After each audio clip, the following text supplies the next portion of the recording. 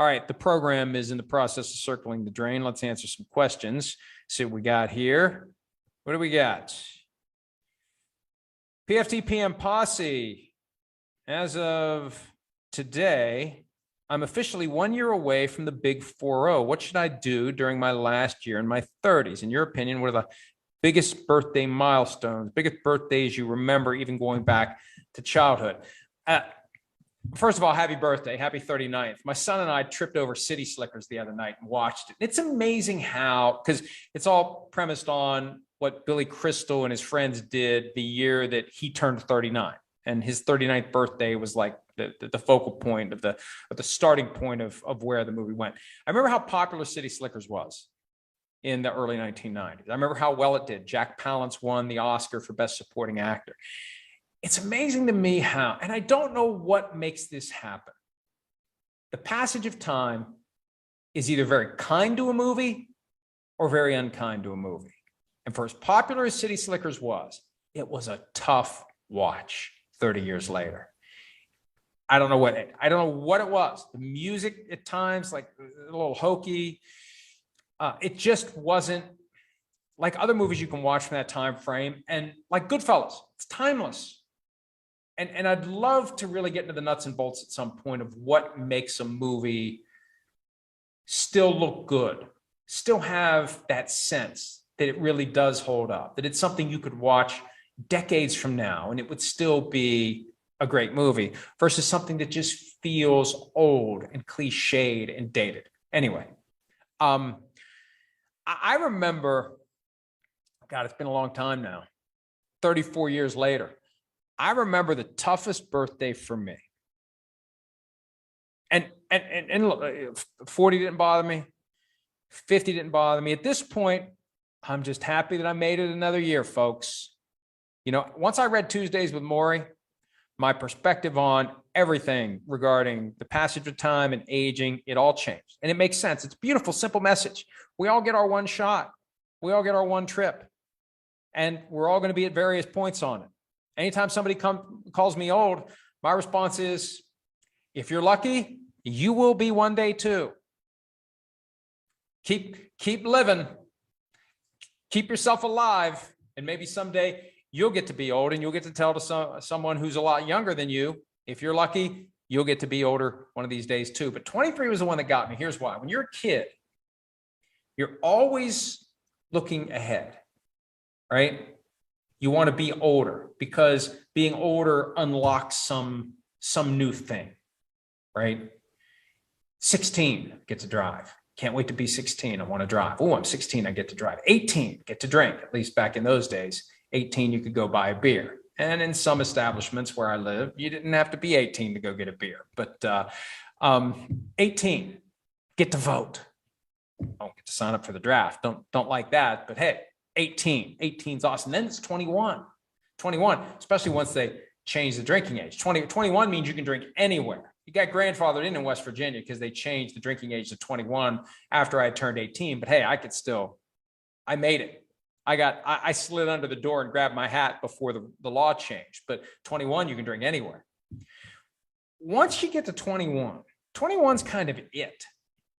That's when you stop looking forward. There's no age after 21 that you look forward to. Like 16, 18, 21. That's great. Those are the three big ones. And once you get to 21, it's like, there's no more. There's no more. It's all downhill from here. And when I turned 22, it didn't dawn on me because you're still kind of 21. When I was 23, you're in that midpoint between 21 and 25, which is the midpoint between 20 and 30, which is the midpoint between 0 and 60. There was just something about turning 23. It was that splash of water. Like, well, here we go. Here we go. Instead of trying to look forward, now it's going to be regretting all the things you could have done with the time you've already had. But anyway, happy birthday. And just enjoy every day you have. Make the most out of every day that you have. That's really the key. Whatever it is that you do in life, do it to the fullest. Have no regrets. This is all stupid, cliched stuff, but it's cliche because it's true. Just live your life, enjoy your life, and be grateful for what you have. All right. PFT PM Posse, a football question. During the 2018 offseason, we thought the kickoff, which is the most dangerous play in the game, was dead, but 4 years later, it's still here, although minimized. How and why is it still around when the most dangerous machine in a factory gets replaced? And I said that before. When they came out and called the kickoff the most dangerous play in the game, the lawyer in me said, no, you don't say that out loud. You don't say that out loud. At a time that the NFL had put behind itself the concussion litigation, you don't want to give somebody else a path to creating major liability. Now, ideally, you make the most dangerous play in the game less dangerous, but in the interim, you don't tell everybody about it. You put yourself in a position where you have to change it. What happened with the kickoff, though, was they mobilized the special teams coordinators to come up with ways to make it safer, and they have made it safer to the point where they're focused on the punt play. And I wrote about this in the mailbag that we did last weekend. I don't know how you make the punt play safer. That's now the most dangerous play in the game. I don't know what you do. I don't know what you do. Because a punt play is a scrimmage play. So anything you would do to take out those high-speed collisions where one guy's going this way, one guy's going that way, they're going at full speed, they're able to run unimpeded long enough to get to full speed, and then as they collide, what do? Instinctively, you drop your head. And when you drop your head and you smack together, that's when you put maximum pressure in the cervical spine and you potentially end up with a serious outcome, not just a concussion, but a serious outcome. So how do you minimize that? On a kickoff play, it's one thing. On what fundamentally is a scrimmage play, if you do too much to take away the ability for two players to get up to full speed running at each other, you may make it a lot easier to run a fake punt, or you may make it a lot harder to run a fake punt. That's where unintended consequences need to be fully explored and understood before they make changes to the punt play. I mean, one thing you could just do is just give the ball to the other team 40 yards away. Unless you're on the other side of the 50, then you give it to them on the 20. I don't know. I mean, they were talking about taking away the kickoff altogether and just putting the ball at the 25. Would there be a way to just say, it's fourth down, either go for it or the other team gets it 40 yards from where you are? Or the punt play ends when the ball is caught, right? Or when it comes to rest. So you have an incentive to have someone back there to catch it so it doesn't bounce deeper into your own end and not go into the end zone. But then the problem is, what do the gunners do? See, that's where the unintended consequences come into play. And I know the question was about the kickoff, but the kickoff is settled. The punt is the one that's up in the air. If the guy who catches the punt's not going to try to return it, you don't need to send one guy out on each flank streaming down the field to try to get themselves in position to make the tackle or to force the guy to do a fair catch. So you keep those guys in, then you minimize the chance of a block punt. Well, you still want to have a periodic block punt, don't you? So it's a challenge. But I think the kickoff has been made safe enough that they can live with it. The only problem is it's harder to recover onside kicks, although that has been improved somewhat in recent years. The punt is the one that I think becomes the focus next. Neil watches PFT. Would the NFL be breaking their antitrust exemption to sell streaming rights to different providers? Amazon gets NFC West and North. Apple gets NFC East and South. ESPN gets AFC East and South. Peacock gets AFC North and West. There's a real question as to whether or not the antitrust exemption even applies to streaming. And it may require interpretation. It may require at some point, a legal challenge or a tweaking of the language of the broadcast. What's that called? The Sports Broadcast Act of 1961, something like that. But anyway, there wouldn't be an issue with it. If streaming itself falls within the definition of what the league is exempt from when it comes to antitrust, it's no different than what the league does now. They carve up the TV rights to different companies. You could do mini Sunday tickets. You could. I don't know if the league wants that, but you could. You could have NFC package, AFC package. But the problem is if you're going to charge for it, it just gets complicated. And they like to do one price, all in, all or nothing. I wish that you could just get the rights for one team's games or one weekend, one game at a time. Charge accordingly. You get a deal for buying the whole season. If you want less than the whole season, it costs more. If you want only one team, it costs more. If you want only 1 week, it costs more. So they could do that. I just don't think they would. Neil watches PFT. Jimmy G is going to make $8.9 million from the 49ers this year to be cut, and Sam Darnold is going to make $18 million from the Panthers to back up Baker Mayfield. Why don't the Panthers have more urgency in moving on from Darnold like the 49ers do with Jimmy G? Well, there's a factual error in the question. Jimmy G is not making anything once he's cut. Once he passes his physical, he's got no guarantee. He's got $7.5 million that is guaranteed right now for injury. Once he passes his physical, that guarantee is wiped out. The only way he gets the $7.5 million is if he can't play this year because of injury. And all indications are he's close to being ready to pass a physical. So that's the big difference between Darnold, Mayfield, Garoppolo. Garoppolo gets nothing if he's cut. And that's what makes it a little more risky for the 49ers to keep him around. Okay, they already want to move on from him because he's injury prone. You bring him to training camp as you perpetuate this ruse of, hey, we're going to keep him. Hey, we're going to keep him. Somebody better trade for him because we're going to keep him. And then he gets injured during camp and he's out for the year and you owe him $25 million. I don't know what they're going to do. They have completely mishandled the quarterback position over the past 5 years, in my opinion. They didn't look at Patrick Mahomes. They could have had him. They took Jimmy Garoppolo instead of waiting for Kirk Cousins, which Kyle Shanahan wanted to do. They said no to Tom Brady. And they freaked out last year and they gave up too much to move up to number 3. And they took a guy that maybe Shanahan didn't want. Of course, they're never going to admit that, but there are plenty of people who still believe Shanahan wanted Mac Jones. So it's just a weird situation. And I could see them, if they don't get what they want, and you look at what the Panthers gave up for Baker Mayfield, if you give up a 2024 fifth-round pick that can become a fourth-round pick, the 49ers surely can't expect to get a lot more. Are they just going to keep him and pay him $25 million as the backup? When he's already said he wouldn't wish last year's experience on anyone, and he doesn't want to be there. I guess if they're going to pay him $25 million, he'll deal with it. But what do you do about next year if you're the backup? And the risk that Jimmy Garoppolo takes is this. This is how he can get screwed. They go through training camp. They go through preseason. He's healthy. Trey Lance is a starter. They go to Jimmy Garoppolo late August, early September and say, hey, Jimmy, Trey Lance is our starter. We'd love to keep you around as backup. We just can't pay you $25 million. We'll pay you 10. Well, I don't want 10. I want 25. Well, sorry, it's 10 or we cut you. And if they cut him, what's he going to get anywhere else in September?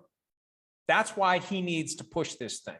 I know there was a sense that Baker Mayfield was not going to let himself get screwed around by the Browns. Jimmy G needs to be ready to do that. And he said enough during the offseason to make me think that the 49ers are misreading the whole Jimmy's a nice guy, i.e. Jimmy will do whatever we want him to do. Even if we screw him, he'll just take it. He's a nice guy. Jimmy needs to stand up for himself, and Jimmy needs to insist this get done before camp open, whether he's traded, whether he's cut. The problem is nobody wants to take on $25 million. He's going to have to take less money. The 49ers are going to have to drop their expectations, and there's a way to do it, but it's going to require some people who have been stubborn, specifically the 49ers, to become less stubborn.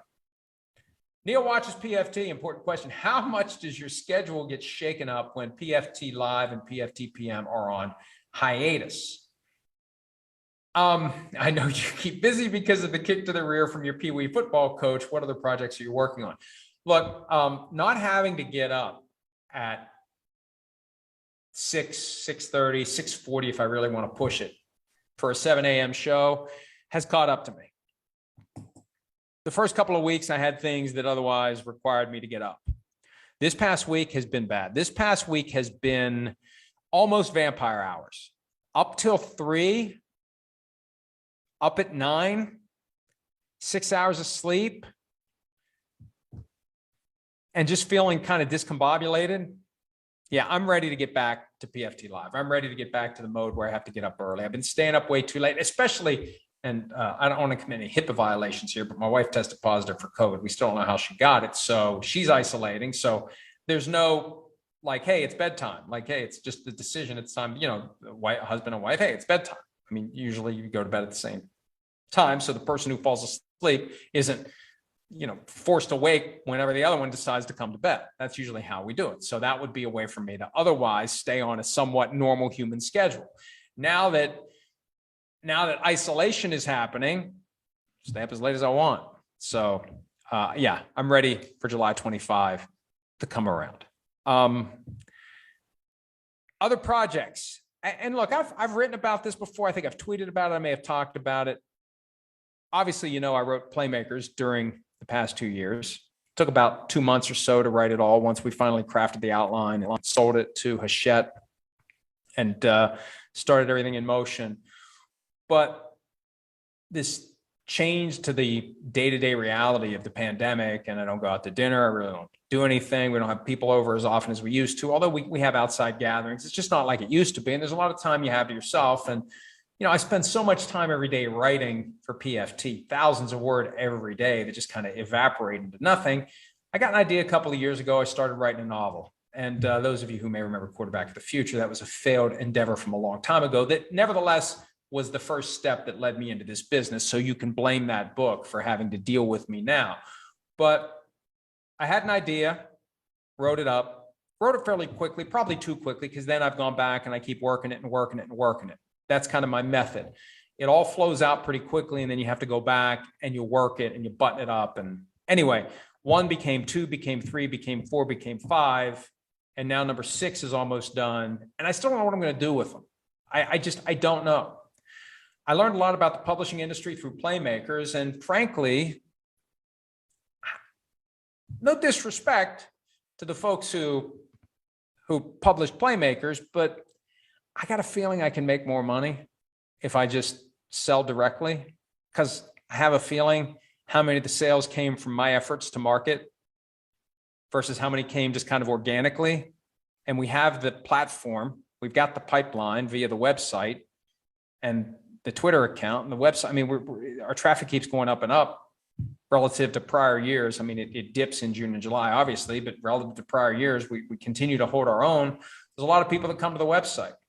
And yeah, I've even thought, to be completely transparent and bore you even more than I already am, I actually thought about, and still am thinking about, kind of serializing one of them. I got one in mind where we just post a chapter a day for 60 days. How many chapters are in it? 60 to 80 chapters. Just post one a day and just give it away. And then make the full thing available anytime anybody would want to, read more than one a day. But I thought about that. Did some research on how The Martian got off the ground. Guy posted one chapter a day to his blog, and people liked it. So thinking about different paths for getting the content to you while I keep churning out more and more of it. And I'd like to think that it's not complete and total crap. I'd like to think that. I'd hate to think that I just keep doing it and it's bad. Like, isn't that depressing? Like, if there's something you're really, really bad at, but you like, and you just keep doing it, even though you're bad at it, well, that explains about 90% of the people who play golf. So maybe it's not that surprising. Anyway, Neil watches PFT. If the Lions had made more of a public sale of Matthew Stafford instead of working behind the scenes with Les Snead, could they have gotten more? They possibly could have gotten more for Matthew Stafford, but it was an inside job. Man, I don't want to piss anybody off any more than I otherwise do, but it's obvious that Brad Holmes, who became the GM of the Lions after working for the Rams, a certain amount of loyalty and gratitude to the Rams for helping him get this job, and they have a mutual problem. Matthew Stafford wants to move on. The Rams can't wait to get rid of Jared Goff.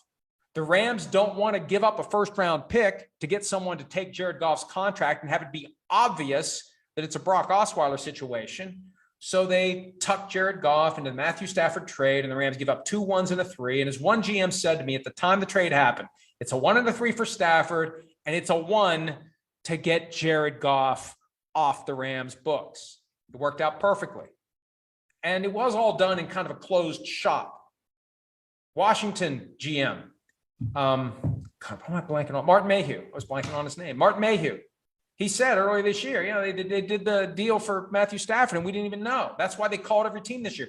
People clowned the Commanders for calling every team to see if their starter was available. Oh, yeah, you called Patrick Mahomes. You called the Chiefs about Patrick Mahomes. Hey, look, the best way to make sure you haven't left a stone unturned is to leave no stone unturned. Last year, they were frozen out of a chance to get Matthew Stafford. This year, they weren't getting frozen out of anything. Every team, is your quarterback available? Yes or no? So, yeah, I think the Lions probably could have gotten more for Stafford, assuming they didn't want Goff. I really don't know how they feel about Goff. Is Goff just the guy who's getting them through the first 2 years of the latest reboot? I don't know. I don't think Goff's going to be the quarterback next year. And I think they should have gone after Baker Mayfield. And frankly, I think they should go after Jimmy Garoppolo. Let's see.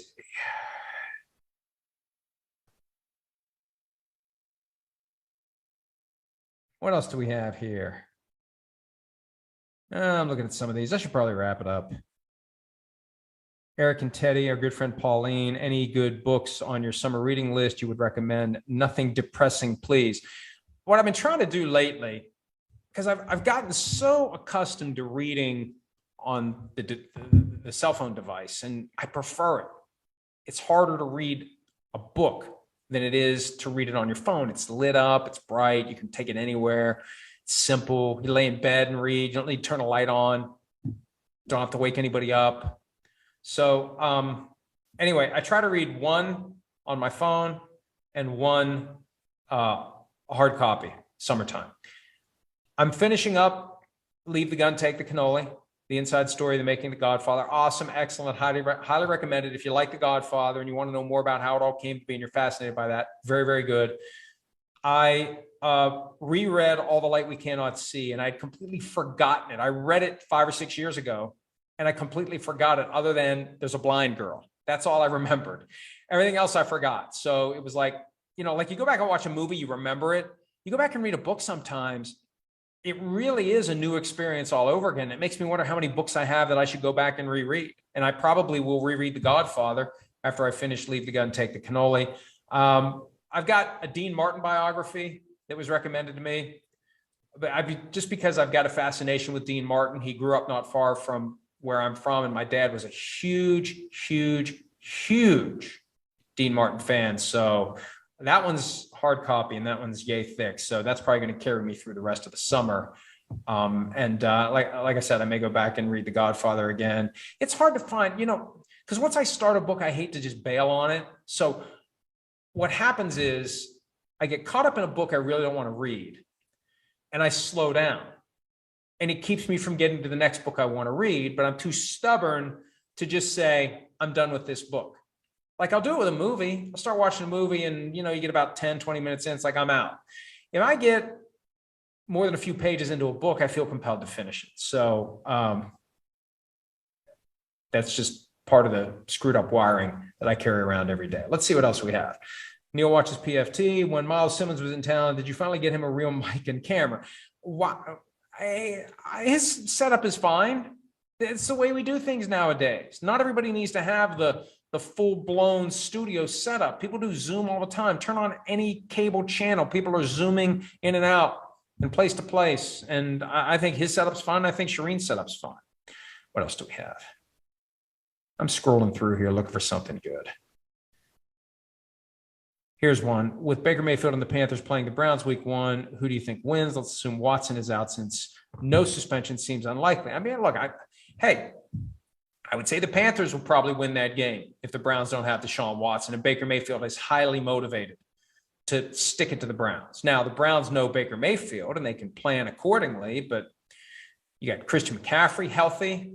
But the Panthers are always better earlier in the year than later in the year. Past 2 years, Christian McCaffrey's got himself banged up, and that changes the team. I would think that game's in Carolina. A lot can change between now and then, but I think the Panthers end up winning that game, and I think Baker Mayfield takes a tremendous amount of glee. And, a lot of that motivation, even though it's coming from kind of a negative mindset and the dysfunction that existed, and even though Mayfield probably bears some of the blame for it, I think he turns that into a positive. One more. Let's do one more, maybe two. Mama Bear down. No. Would the quarterbacks trade Jimmy G to the Seahawks, or do you think they would be scared of losing to him twice in 2022? I think it's more complicated than that. First of all, did the Seahawks want? I mean, the Seahawks really didn't create any clear sense they wanted Baker Mayfield, and they, by all appearances, didn't make a serious play for him. Now Jimmy G, he's the next man up. Is he better than Geno Smith or Drew Lock? And look, the idea that the 49ers wouldn't trade him in the division. We saw the Patriots do it with Drew Bledsoe, traded him to the Bills in 2002. We saw the Washington football team take on Donovan McNabb from the Eagles in 2010. That still had a Trojan horse kind of a feel to it, that the Eagles knew it was exactly the right time to unload Donovan McNabb. Oh, and it was. I don't know. I just think the 49ers are going to be way too stubborn and want way too much, and the Seahawks would never give them what they want. I think the Seahawks would be an option if he's cut, but not via trade. And I think that the 49ers would be inclined to take nothing to trade him to a team like the Texans, if the Texans want him, then cut him and worry about him landing with the Seattle Seahawks. All right, I saw one more that caught my eye. For sure, and this is from Mama Bear Down again, for sure you have seen the pictures of the Aaron Rodgers tattoo. Any thoughts? I don't know. I have some thoughts. I haven't researched what it is, what it's supposed to be. I don't understand it. I wonder whether he even understands it. Didn't he say that, like, he had an Ayn Rand book on the shelf when he appeared on the Manning Cast this year, and he just kind of did it just to troll people? Like, would you get a tattoo to just troll people? Are you really that committed to trolling people that you would put permanent ink on your flesh, on your forearm, just to mess with people when you don't really know what it means? You just want to add to the beautiful mystery that is your public life. I don't know. Maybe it's not even a permanent tattoo. Maybe it's going to wear off in a few weeks. It looks very intricate. It looks very well done, very ornate. I mean, when you're making $50 million a year, presumably you can afford the best that the tattoo industry has to offer. But I don't know. I don't know. And hey, I'm not anti-tattoo. I've thought about it, but you better be damn sure. You know, and I'm probably stealing somebody's bit here. I've probably heard a comedian say this before, but it spoke to me and it makes a lot of sense. Like, when you get a tattoo, that's like wearing the same shirt every day for the rest of your life. You better like that shirt. I mean, you better be committed to that shirt, because, you know, if it's visible, you're wearing that shirt every day for the rest of your life, or until you get the thing removed, which I don't think it's nearly as simple a process they make it out to be, especially if it's a very ornate and multicolored tattoo. So before you do it, you better be damn sure that you're ready to wear that shirt or those pants or that necklace or that thing on your face every day for the rest of your life. Let's call it there. Thanks as always for some of your time.